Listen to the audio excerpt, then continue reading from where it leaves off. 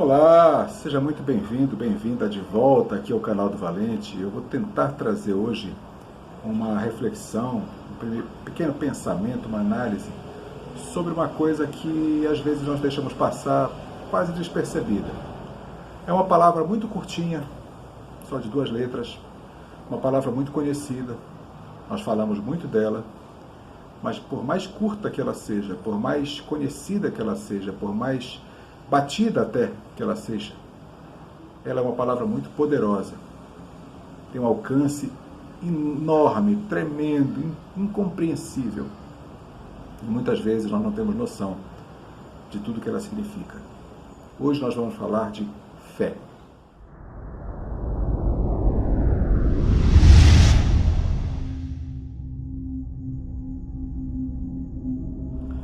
Eu estou usando aqui uma Bíblia que é considerada uma Bíblia católica, apesar de que é a mesma Bíblia.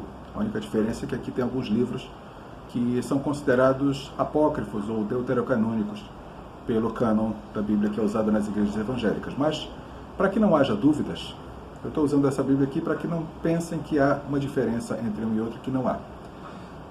O que é que diz a Bíblia com relação à fé? Hebreus, capítulo 11, a partir do versículo 1, diz: ora, a fé é a certeza das coisas que se esperam e a convicção de fatos que não se veem. E a carta aos Hebreus vem falando de personagem por personagem da Bíblia que já se passou, desde Abraão, Isaac, Jacó, os patriarcas, os profetas, todos aqueles personagens que vêm em todo o Antigo Testamento e o Novo, mencionando a importância que a fé teve na vida de cada um deles. A gente entende também que a própria Bíblia nos traz essa informação, que sem fé é impossível agradar a Deus. Ora, veja só, Deus é o nosso Criador, é o nosso Senhor, é o nosso Pai, por adoção de filhos mediante o sacrifício de Jesus. E a palavra nos diz claramente, cabalmente, que sem fé é impossível agradá-lo. Se nós queremos agradar ao nosso Pai Celeste, Eterno, Divino, nós devemos ter fé. Porque sem fé não conseguiríamos agradá-lo nunca, em situação nenhuma. Isso está claramente estabelecido na palavra de Deus. E como nós vimos agora há pouco, a fé é a certeza daquilo que se espera e a firme convicção das coisas que nós não vemos. Ou seja, fé não tem prova, fé não tem racionalidade, fé não tem materialidade, fé é fé. Fé é crer no incrível, é ver o invisível, é esperar pelo impossível aos olhos de quem não tem fé. Eu estou trazendo essa reflexão hoje porque ainda essa semana eu tive uma conversa com uma pessoa que é extremamente religiosa, daquelas que vai à igreja uma vez por semana, que participa das campanhas, novenas e trezenas e tudo mais que surge. E esses dias agora conversando sobre isso, sobre essa situação que nós estamos vivendo, dessa crise na saúde pública mundialmente que nos afetou, eu falei, bom, eu tenho orado, eu tenho esperado no Senhor, eu tenho clamado ao Senhor para que o socorro dele venha e nós possamos passar por essa situação. Eu sei, logicamente eu sei, que nós não devemos desprezar a medicina, não devemos desprezar os médicos, as pessoas que tanto se dedicam a nos fazer o bem. Afinal de contas, quem colocou esses médicos na nossa frente, no nosso caminho, quem colocou a medicina, quem colocou os remédios no nosso caminho, foi o próprio Deus. Então nós não vamos desprezar achando que eles não têm serventia nenhuma. Claro que tem. Eles foram colocados aí por Deus, foram colocados na nossa vida, na nossa história, pelo próprio Deus, e tem serventia. Logicamente que tem. Tem uma importância muito grande. Mas fora a importância que eles têm, mesmo que seja uma importância grande como é, mas a fé, ela prescinde disso. A fé, o milagre de Deus, ele vem quando a nossa competência humana não alcança. Quando chega um momento que nós não temos como fazer uma coisa humanamente, aí vem a fé, aí vem o milagre, aí vem o agir de Deus. E Deus age quando nós não temos a ferramenta, quando nós não temos o instrumento para fazer com que esse milagre aconteça. Olha o exemplo de Moisés. Moisés, com aquele legado todo, com aquela unção toda que ele havia recebido pelo próprio Deus, de libertar o povo do cativeiro, ele, quando chega no Mar Vermelho, que ele vê aquele mar na frente dele, que ele olha para trás e vê os exércitos de Faraó vindo ao encalço deles, ele percebe, se eu ficar o bicho pega, se eu andar o bicho come. Se ele ficasse naquele lugar, ele seria alcançado pelo exército de Faraó que vinham com gana assassina. E se ele andasse para frente, iria afogar 2 milhões de pessoas naquele Mar Vermelho. E o que é que Moisés faz nessa hora? Ele clama, ajoelha e clama a Deus. Vai buscar, ó Senhor, nos socorre, olha que está a nossa situação. Interessante, qual foi a resposta de Deus nesse momento? O que foi que Deus falou para Moisés nesse momento? Ele disse, Moisés, por que clamas a mim? Ora, é meio óbvio, né? Por que Moisés estava clamando? Tinha um mar na frente dele, que ele não podia atravessar. Tinha um exército atrás deles, querendo alcançar todo o povo e matar. Deus perguntar por que clamas a mim é até irônico. É até uma coisa meio sem sentido. Mas, por que Deus perguntou isso? Porque quando Moisés ficou surpreso com essa pergunta de Deus, disse, Senhor, tá brincando, né? Tá tirando com a minha cara. Deus disse para ele, Moisés, tu não tens um cajado nas tuas mãos? Senhor. Tens um instrumento de bênção, um instrumento de milagre na tua mão. Um cajado. Um cajado que eu já ungi, com poder, com autoridade. Pega esse teu cajado, toca nas águas do mar. Moisés andou, tocou as águas do mar com o cajado, e aconteceu o que nós sabemos. O mar se abriu, um forte vento do Oriente soprou. Todo milagre de Deus, em todo milagre de Deus, ele usa as leis da natureza que ele mesmo criou para que o milagre aconteça. Perceba isso sempre muito claramente. Todo milagre de Deus, ele o tornou real, respeitando as leis da física, as leis da natureza, que ele mesmo criou na eternidade. As leis da física que regem o nosso mundo foram criadas por Deus. A natureza que nós temos à nossa volta foi criada por Deus. E Deus respeita as leis da física, da natureza, pois foi Ele mesmo que as criou. Então, para que o mar permitisse a passagem do povo, um forte vento do Oriente veio, soprou e fendeu as águas no meio. Abriu um caminho para o povo passar. Deus usou uma coisa natural, que é o vento, e fez o milagre acontecer. E o povo passou, com fé. Agora, a fé é tão importante para isso, que imagina a cena desse povo, desses 2 milhões de pessoas, olhando para aquele mar, um paredão de água desse lado, um paredão de água desse outro lado, e o povo atravessando, vendo aquela massa de água sendo soprada para longe deles, olhando para trás e vendo os carros e cavaleiros do faraó. Imagina o desespero. Se o povo não tivesse fé, não iria atravessar. Porque no meio da travessia pode ser que aquela água caísse sobre eles e que eles morressem. Mas o povo teve fé e atravessou. E a palavra diz que quando os carros e cavaleiros do faraó tentaram atravessar atrás do povo, aí sim as águas desceram sobre eles e os afogaram. A fé que o povo que estava com Moisés mostrou naquele momento, sustentou os paredões de água e eles passaram a pé enxuto. Já não se pode dizer o mesmo do exército do faraó que veio logo atrás. Então, veja que a fé, nesse momento, sustentou e levou o povo para o outro lado. A mesma fé que quando Jesus foi encontrar os discípulos no meio do mar da Galileia, porque ele despachou os discípulos no barco à frente dele e disse para eles, eu vou continuar orando aqui na praia. Vão na minha frente que eu encontro vocês depois. Os discípulos foram, o barco começou a ser assolado por uma maré bravia, por uma tempestade, ventos fortes, e os discípulos começaram a se desesperar, dizendo, vamos morrer, vamos afogar, vamos afundar. De repente viram alguém, um vulto branco, andando em direção a eles, se movendo por sobre as águas. Uns disseram, é um fantasma, ou não, é uma assombração, ou é isso, ou é aquilo. E, de repente, Pedro olhou e disse, não, é o Senhor. Ele vem nos encontrar, andando sobre as águas. E, de repente, ele grita, Senhor, se fores tu, me diz para ir aí contigo, para ir te encontrar aí. Jesus disse, vem, Pedro, pode vir. Pedro saiu do barco e começou a caminhar sobre as águas para encontrar Jesus lá na frente. Crendo, manifestando, exercitando a sua fé. Começou a andar sobre as águas para encontrar Jesus. De repente Pedro pensou, pera lá, isso não faz sentido. Isso não tem lógica. Eu estou andando em cima de água, gente, fala sério. Isso não faz sentido nenhum. Eu não posso andar sobre água. Na água eu afundo. E quando Pedro duvidou, quando a fé de Pedro fraquejou, o que aconteceu? Ele afundou. Jesus veio, pegou na mão dele, puxou para cima e disse, ó Pedro, homem de pequena fé, por que duvidaste?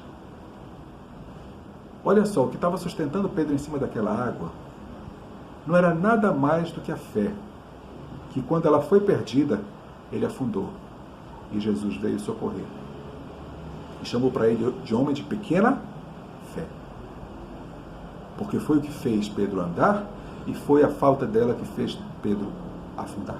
Esse mesmo Pedro, que era aquele pescador bronco, sem educação, sem conhecimento, e que seguiu Jesus durante aqueles 3 anos e meio do ministério profético, de mestre, de ensino de Jesus, esse mesmo Pedro, que teve a revelação de quem Jesus era, quando Jesus pergunta para eles, quem eu sou?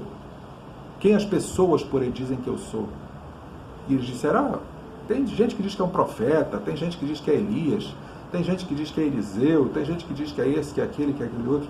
Tudo bem, o pessoal por aí pode dizer tudo isso. Mas vocês, os 12 que me conhecem, que andam comigo todo esse tempo, o que é que vocês acham que eu sou?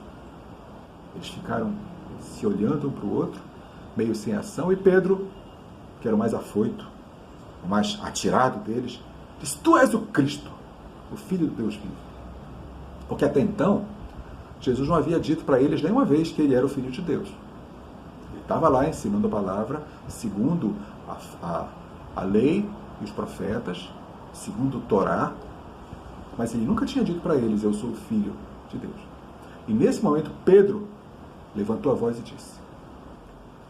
E Deus disse para ele, muito bem, Simão Bar-Jonas, que o nome dele era Simão, filho de Jonas, Bar-Jonas. Pois eu te digo agora que tu és Pedro. Ou seja, Jesus mudou o nome de Pedro. Eu ainda vou fazer um vídeo sobre essa questão. Por que Deus muda o nome das pessoas quando ele transforma a vida dessa pessoa? Isso é um fato muito interessante que merece ser olhado. Mas não agora. Esse vídeo é sobre fé. E Jesus disse, muito bem, Simão Bar-Jonas, pois por essa causa eu te digo que és Pedro. Olha, tem uma significação muito interessante por trás disso. Porque Simão, essa palavra, ela significa graveto, ou caniço, ou cana. Um graveto de cana. Que qualquer vento verga para lá, para cá, vem um vento mais forte, ele vai vergando. Que era a natureza de Pedro. Pedro era levado pelos ventos, era levado pelas correntes do momento. Antes de Jesus já havia aparecido outros homens dizendo que eram o Cristo, que eram o Messias. Já tinha aparecido antes lá por aquela área da Judeia. Outros falsos Cristos, outros falsos Messias, como estão aparecendo hoje, nos nossos dias. E Pedro teve essa revelação, que ele era o verdadeiro. E o que Jesus disse para ele? Pois tu vais deixar hoje de ser cana, tu vais deixar hoje de ser Simão, vais deixar hoje de ser um canício que o vento leva para um lado e para o outro. A partir de hoje tu és Pedro, pedra, rocha, firme. E sobre essa pedra, que pedra? Pedro? Não, sobre a revelação. Sobre o entendimento, a revelação que Pedro recebeu. Porque Jesus disse, isso não foi carne nem sangue que te revelou, mas não foi outro senão o Pai que está nos céus. Deixou claro para Pedro pelo menos 3 coisas. Que ele deixaria de ser Simão e passaria a ser firme. passaria a ser um esteio onde a igreja poderia se espelhar, se ancorar e confiar a partir daquela revelação. 2, que ele havia recebido uma revelação, e essa revelação seria a base, a pedra fundamental da igreja que viria a partir daí. E a terceira coisa, que quem revelou aquilo para ele não foi a carne nem sangue, não foi o conhecimento humano, não foi racionalidade, não foi razão humana, mas foi o Pai, que nessa hora agiu por intermédio dele.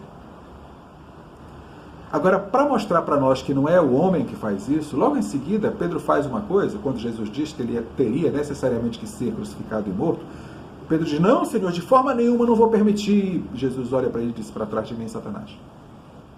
Porque é importante que isso aconteça. E quem quer me impedir de fazer a minha obra é o inimigo.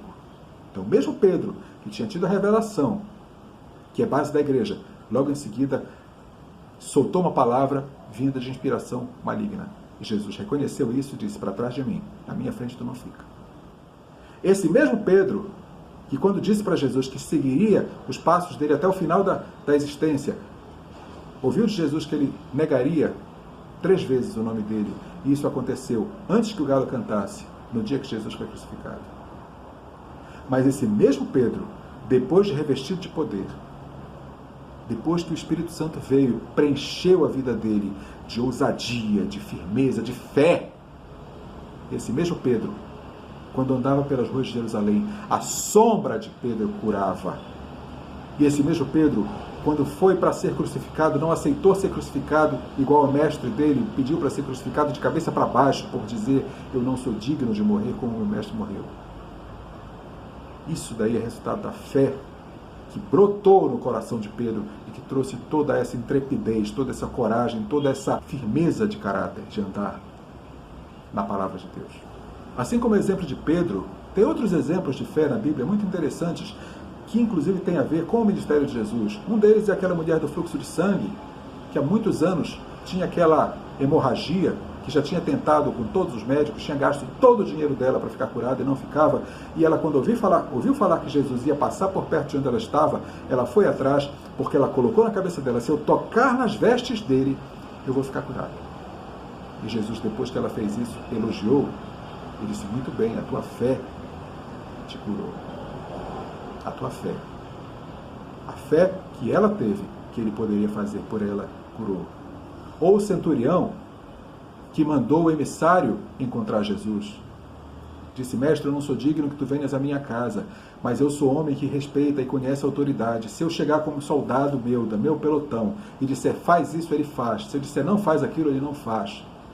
E eu sei que com a tua autoridade tu podes enviar uma palavra para curar minha filha que está doente. E a tua palavra vai bastar. A tua presença física nem importa, nem tem necessidade. A tua palavra basta. E Jesus falou para os discípulos, em toda Jerusalém eu nunca vi fé como essa, de um homem que nem judeu era, considerado um gentil para os padrões judaicos da época, religiosos. Mas Jesus disse, em toda Jerusalém não vi fé como essa, a fé daquele gentil centurião que disse, não precisa nem vir à minha casa, manda uma palavra e a cura virá. Essa fé. Não há dúvida, não há questionamento. Porque a conversa que eu tive essa semana com a pessoa que estava questionando essa questão de fé, a pessoa disse assim, a gente tem que ter fé, mas. A gente não tem que ter fé, mas. Esse mas, essa interjeição condicional, é dúvida. E dúvida é falta de fé. Ou você tem fé, ou você não tem. Se você tem dúvida, você não tem fé. Fé é a firme convicção daquilo que se espera. E a certeza não deixa espaço para dúvida. Isso é fé. Essa fé, ela é infalível? Não. Ela não é infalível. Mas vou deixar um exemplo aqui, assim, para esclarecer um pouquinho. Quando você chega na sua casa e acende a lâmpada da sua casa, você vai até a parede e aperta no interruptor. E quando você aperta o interruptor, você acredita firmemente que a lâmpada vai acender e que o ambiente vai ficar claro. Você acredita com todas as suas forças que aquele ambiente escuro vai de repente se tornar claro porque você apertou um botão. Isso não é fé em algo sobrenatural. Isso é fé em uma coisa natural, feita pelo homem, provocado pela energia elétrica, com um circuito que se fecha e uma lâmpada que se acende. Mas é fé em uma coisa que vai acontecer. Isso é infalível? Não. A sua casa pode estar sem energia naquele momento. A lâmpada pode estar queimada. Pode haver algum tipo de curto-circuito no sistema elétrico da sua casa. Várias coisas. Mas você, no momento que você aperta aquele botão, você não duvida. Pode ser que alguma coisa aconteça e a lâmpada não acenda. Mas no momento que você apertou com a certeza que aquilo iria acontecer. É assim que é a fé. Você coloca a situação com certeza que aquilo vai acontecer. Pode haver coisas impedindo que aquilo aconteça? Pode. Pode haver impedimentos na sua vida, algum pecado, algum impedimento porque aquilo não era propósito de Deus que acontecesse aquilo que você pediu. De repente você pediu uma coisa que vai contra o propósito de Deus na sua vida, e pode ser que Deus não libere aquela ação, não libere aquele mover, aquele acontecimento, porque não era para acontecer. Isso não foi falta de fé, foi porque aquele fato não deveria acontecer em primeiro lugar. Pode haver um impedimento da parte do inimigo. Várias coisas podem acontecer. Mas a fé, quando você colocou a situação, a fé de que aquilo, eu sei, você já visualizou que aquilo está acontecendo, aquilo faz toda a diferença. Porque se houver obstáculo, esse obstáculo pode eventualmente ser contornado num outro momento, mais adiante. Mas se você, na hora que fez o pedido, não teve fé, não vai ter obstáculo que seja necessário, a coisa já não vai acontecer pela única e simples falta de fé. Ou seja, a chave que liga e desliga é a fé. E para finalizar, eu quero colocar aqui uma ilustração, que possivelmente é realmente uma ilustração, possivelmente alguma coisa que alguém um dia escreveu como uma alegoria, para tentar fazer o entendimento ser um pouco maior, ser um pouco mais aprofundado. Possivelmente é um fato que nunca aconteceu, mas de qualquer forma vale para reflexão. A historinha fala de um alpinista que estava escalando uma montanha sozinho, à noite. Não tinha companheiro nenhum, não tinha nenhuma equipe acompanhando, à noite. Uma noite escura, sem luar. E quando ele vai numa das partes mais altas da montanha, tentando transpor, ele perde o equilíbrio e cai.